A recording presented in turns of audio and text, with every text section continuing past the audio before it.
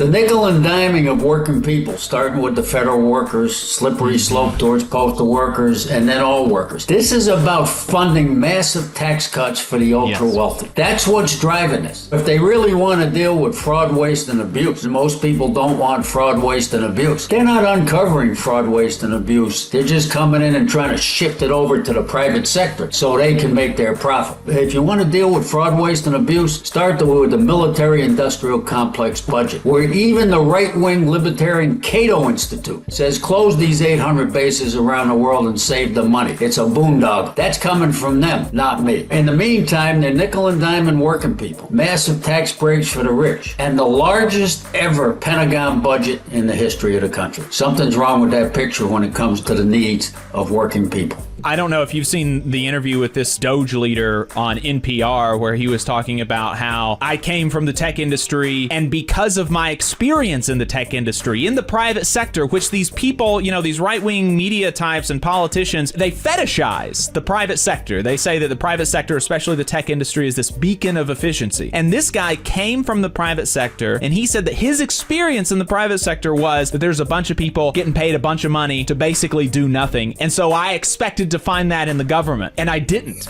I didn't find that in the government. I found a lot of people that are dedicated to their jobs, dedicated to serving the American people, and in a lot of cases, they are hamstrung by things that Congress requires them to do that are maybe not necessary to do the job, or the refusal of Congress to fund modernization efforts and things like this. And so it shows the lie of the DOGE project and this whole fraud, waste, and abuse. It's not what they're making it out to be. They're using that as an excuse to, like you said, nickel and dime federal employees, take money away from poor and working class people and give it to wealthy people like Elon Musk.